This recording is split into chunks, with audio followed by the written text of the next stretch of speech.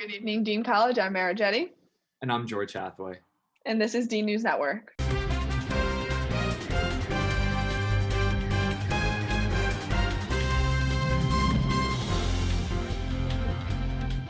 So, George, I don't know if you saw, but the royal family has welcomed yet another baby into their bloodline. Princess Eugenie, the daughter of the Duke and Duchess of York, welcomed their first child on February 9th.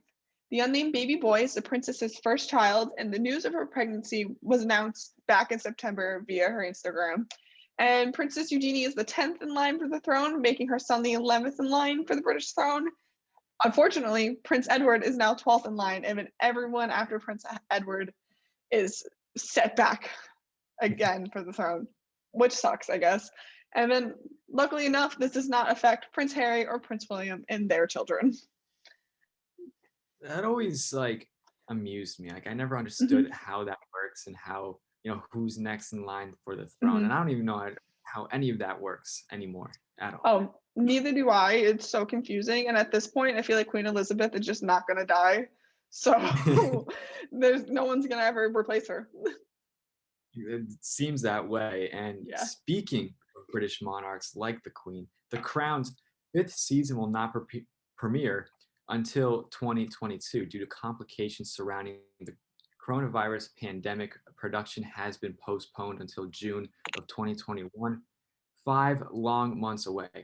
In order to remain consistent in the timeline, the actors are replaced every few seasons to make sure they look the appropriate age. As a result, Imelda Staunton will be taking over for Olivia Colman as Queen Elizabeth.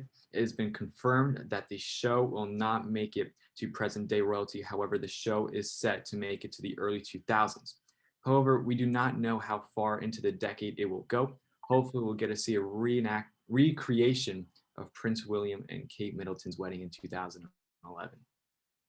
Yeah, I hope we get to make it to the royal wedding, like the bigger royal wedding, because I just watched a Lifetime movie. I go through phases where I like the royals and where I dislike the royals, but the Crown does a good job of actually being accurate while still being entertaining. So I'm hoping we get to Kate Middleton's story and then cut it off. Well, but now into campus news. On Tuesday, February 23rd, Dean will be hosting the first meeting of the Leadership Institute series for the spring semester. The session features Paul Lambert, a Dean alumni. Lambert graduated in 2005 with an associate's in finance, and he later went on to receive his bachelor in finance, and in 2019 was named Fund Manager of the Year by Investors Daily. The event will be held over Zoom, and you may find the link at Today at Dean.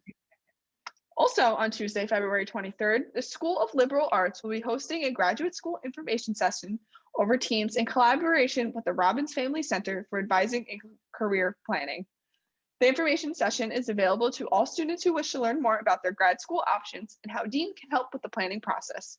The event takes place from 1:30 to 2 p.m., and you can find the link at Today at Dean. On Thursday, February 25th, the orientation team will be hosting an information session over Teams between 4 and 4:30 p.m. This is a wonderful opportunity to learn more about the orientation team and how you can apply to be an orientation leader for summer 2021.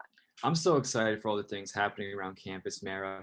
Even though they are all online and virtual as well, it's just so exciting to be able to be back here and just to be doing the things that we used to do last year. I totally agree. It's just we're fortunate enough to still be able to have the option to be on campus and to be able to continue DNN and other things we're a part of, and I'm excited. Yeah, one thing that we're hopefully going to see more of is Dean Sports.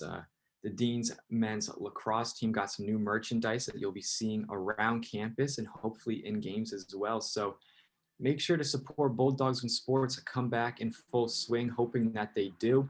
It looks like it will that way. And for professional and other D1 athletics, the AP top 25 really hasn't changed, with Gonzaga and Baylor really staying up there at the top two, with two dominant teams up there. And for the NBA in the Boston area, the Celtics are taking on the Dallas Mavericks on Tuesday, February 23rd. So make sure to represent and wear your Boston green on the 23rd as the Celtics take on the Mavericks. And that's it for tonight, everyone. Thank you so much for watching. I'm Marah Jette. And I'm George Hathaway. Have a great night.